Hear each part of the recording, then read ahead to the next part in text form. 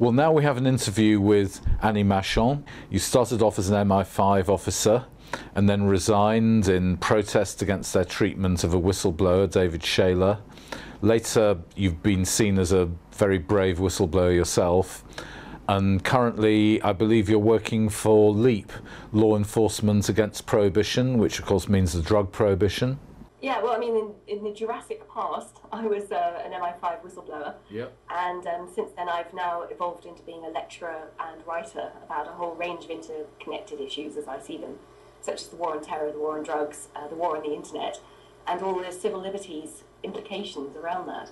3 wars. They were running 3 wars, none of which are really valid for the various different reasons. The war on drugs is a very interesting issue, and of course a lot of people will say, well, you know, drugs are bad, so maybe we should try to suppress them. But can you tell us a little bit about the war on drugs and why it's failing? And well, I think the war on drugs was the first attempt that our governments had on finding some sort of war on a concept or a noun, and using it as an excuse not only to crack down on our civil liberties in our own countries, but also to intervene in countries globally that they felt they had an interest in.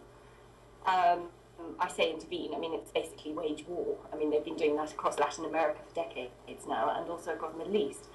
But no, the war on drugs has been in place since 1971, that UN convention, and certainly I don't have a problem with the idea that drugs are harmful, but I would suggest that the war on drugs, euphemism, is actually more a war on people. You know, you can't make a war on something inanimate. What they're doing is waging war on people and using drugs as the excuse to crack down on our freedoms and our civil liberties.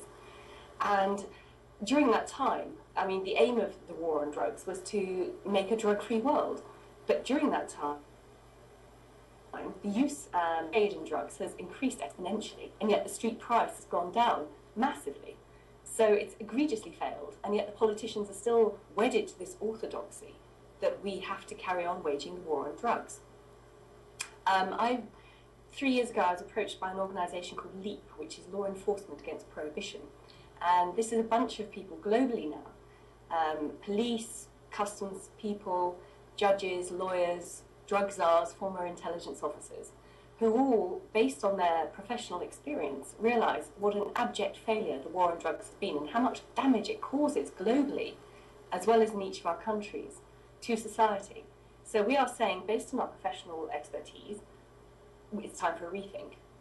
And we're not saying, you know, we need to free weed and we all want to sit around and have a sort of drug craze free-for-all. LEAP does not espouse the idea that people should use drugs or that drugs are not harmful.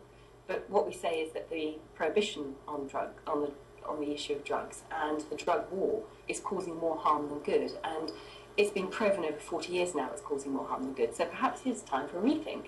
I can't think of any other policy issue globally that has gone on for 40 years and so egregiously failed, which people are still frightened of tackling. yeah, but it's almost as if they're designed to go on forever. Then what reason would they have for intervening in Colombia? What reason would they have for intervening in Afghanistan? I mean, yeah, well, I think they've. It's estimated the West has spent about $6 billion as a very low estimate since they've gone into Afghanistan to spread democracy or whatever their excuse was.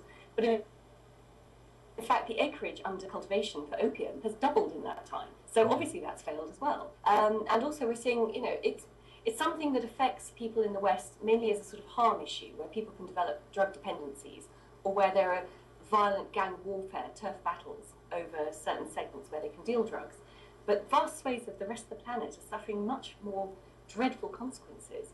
I mean, you mentioned Colombia and Latin America generally, where America has gone in heavy-handedly over the last 4 decades. It is using chemicals like Agent Orange, you know, similar to Agent Orange, to strip the vegetation just to kill the drug crops. But it's causing massive environmental damage. and not to Or, for mention example, health. the war on terror in the Middle East, where, you know, they are using the war on terror and the war on drugs to bomb countries back to the Stone Age. Clinton introduced it, dropping, you know, indiscriminately dropping pesticides right across Colombian smallholdings, which were killing crops. Also, it was leading to them harvesting the cannabis prematurely, or the cocaine, to avoid the plants dying And so the users in America were getting not only cocaine or cannabis, but poisoned by American chemicals as well.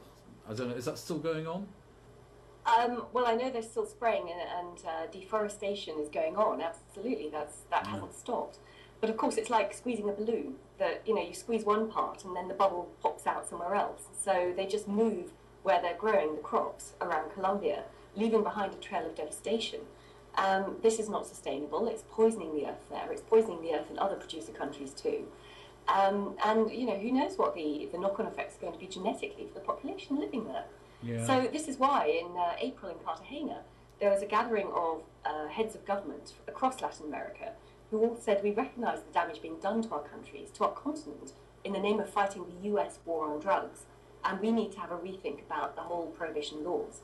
And in fact, we've even got to a position now where Uruguay, the president said recently that perhaps they should legalise totally the production and use of cannabis. Not because, again, they want some drug free-for-all, they don't, but they recognise that if they legalise it, they can take under government control the production of cannabis, regulate it to ensure that it's safe, it's not toxified with Agent Orange or whatever, and also, of course, crucially, they can then tax it when they sell it on. So this is very much the European model, where you see in the Netherlands or Portugal and some other countries, you can legally, well, decriminalised way, go and purchase your cannabis of choice and smoke it within certain regulated premises without being criminalised for doing that, for ingesting something into your own body. So I think there is a shift going on. Latin America particularly is buoyed up. It's quite resurgent economically and politically confident now. So they are beginning to challenge that US-led hegemony, which has crushed so many economies around the world since the drug laws came into force 40 years ago. Yeah. So I remember during the 2008 crash, it was briefly mentioned in the mainstream media that the drugs cartels had helped bail out New York, the New York banks, basically, because they were the only people that had the liquidity. Absolutely. I mean, it wasn't just anyone saying this. This was Antonio Maria Costa, who was the head of the UN delegation looking at the whole drug prohibition issue, who said that the banks would have crashed in 2008 if there hadn't been all this dirty money sloshing around, providing liquidity at the time. So this is a huge international trade. UN estimates that it's about $500 billion worth per year goes through the banking system. This is the profit from the international prohibited drugs trade at the moment. And this has indeed kept the banks going. And it seems crazy now to think that this is a massive global trade. It's one of the biggest global trades around. And yet governments and the UN are allowing it to remain within the hands of organised crime and criminals.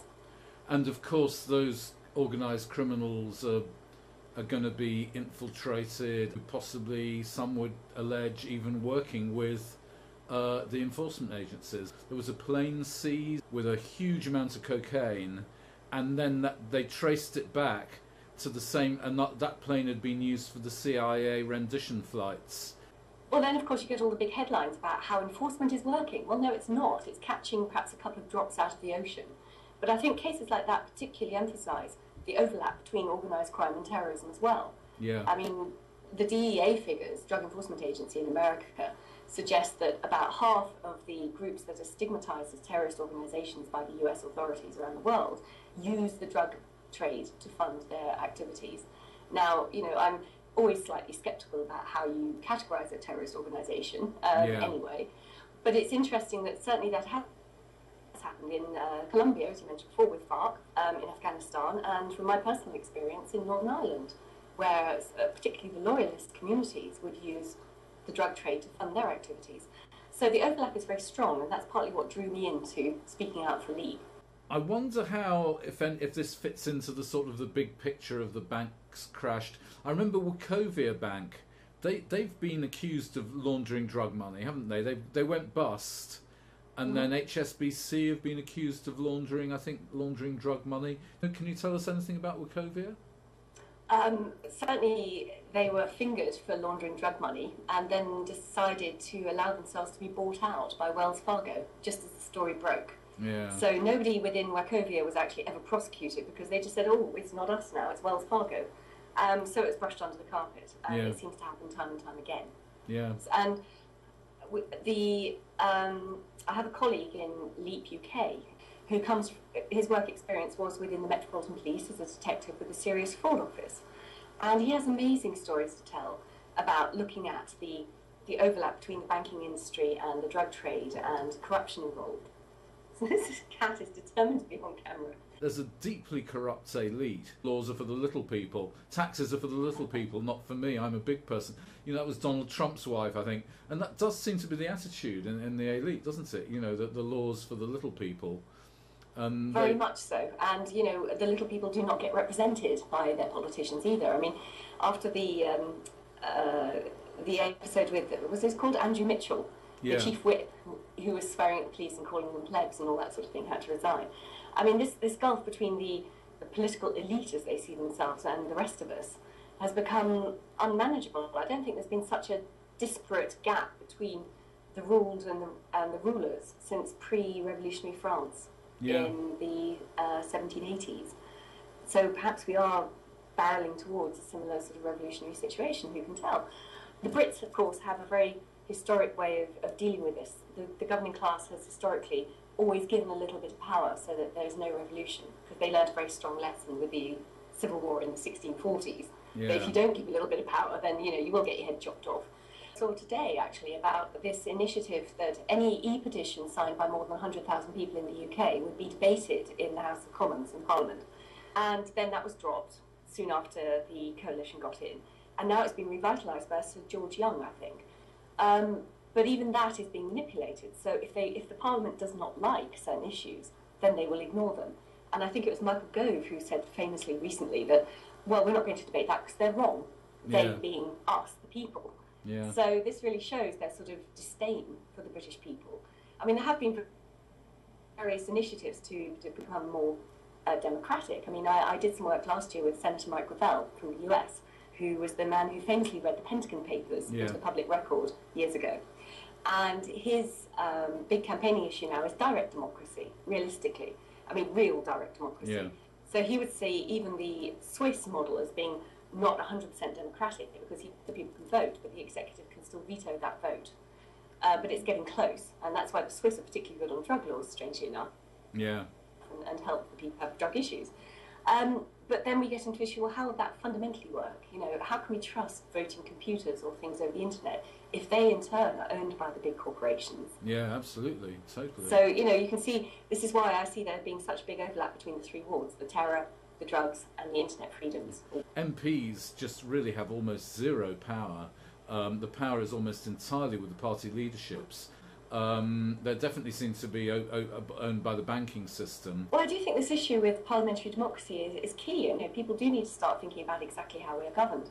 We are not as bad as the US system now, where, you know, the brakes have been taken off and corporations can fund their candidates to the nth degree with as much money as they want, because corporations have human rights.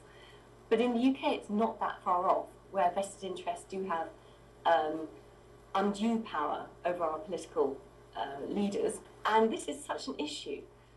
And also the idea that they control what we're allowed to ingest, what information we can read. And this is why they've gone so hard on WikiLeaks, for example. They do not want people to be informed when they make a decision about voting. People in the UK, I think, are so concerned about the political system. They're so concerned about so many political issues, but they are turned off politics because they don't feel they have a voice. We come to realise that those guys in the council estates who say it's not who you know, it's not what you know, it's who you know, and politicians are all crooks, you know, they weren't so wrong. They're not so wrong about that. I find it hard to imagine how some of these politicians can turn around and say, of course the truth is always told, of course you know what's going on in Parliament, after the debacle around the weapons of mass destruction with Iraq. Yeah. And what concerns me particularly at the moment is the way that the war drums have been beating it more and more about yet another war in the Middle East against Iran. Yeah. And everyone can see where this is coming from. But there's very little that people feel they can do to have their voice heard and to make a difference now, because whatever is decided at this sort of corporatist, globalised level is what will be imposed on our country now. It's almost like our national democracies, our national sovereignty, even the very idea of nationality, of a national country, has been superseded by this global corporatism. I'm thinking of Mussolini's definition of fascism, which was the merger of the corporate and the state. And that is precisely what I think we're seeing in many, many Western countries at the moment. Yeah, totally, particularly the EU. And of course the media, as usual, are misrepresenting the EU crisis as Germany versus Italy or Germany versus Greece. And actually it's the bankers versus everybody.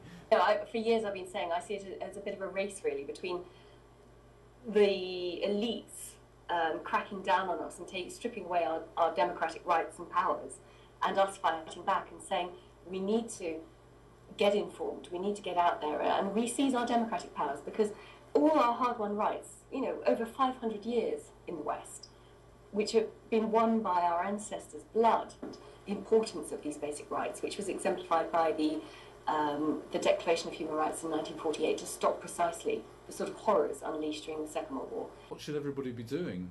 I've seen with so many advocacy groups, the advocacy groups end up having to compromise their views and their positions in order to be accepted and invited into the political club. So that's a dangerous path to go down. But in terms of activism itself, yes, get out there and everyone do it. It's too important not to. And you need to also recognise what you're up against, which is not just a very centrally controlled and organised media who will potentially rubbish you or dismiss you in all sorts of ways we all understand, and not try and engage with the political class too much because they will just ignore you as enthusiasts or whatever. But you also need to be very aware of how to protect yourselves as activists. And this is not because you're a domestic extremist or a domestic terrorist or a violent person or anything. It's just taking basic steps. And this is why it's the third arm of the war I was talking about, which is the war on the internet and privacy. So to any activist group, I would say, yes, get out there and organise, but also be very aware that not only could you be infiltrated by the state apparatus, but also burgeoning private security. Just with your communications, to be effective, do not organise on Facebook. Do not trust any major corporation coming out of the States, because everything will be hoovered up by the US data mining system. Get a little bit more savvy about how you safely communicate and organise on the internet. And one of the most recent developments has been this thing called crypto parties. Right. Which only started a few months ago in Australia. And this is where public-spirited hackers or hacktivists are organising these get-togethers with people who don't know much about technology and just saying, these are the basic steps you can take to protect your privacy. It's not that you're doing anything wrong, it's not that you're committing crimes on the internet, but would you want people to always read everything you write on the internet? No, you want your privacy, it's a basic right. Yeah, of course. Here's how you do it. So I would suggest anyone who wants to get active is have a look at crypto parties, engage with that side of things, and become more effective, because you can organise in the way that you choose to without being watched all the time. Thanks very much, Annie. And very good luck with your conference. Yeah. I'll speak to you soon. Bye. Cheers. Bye.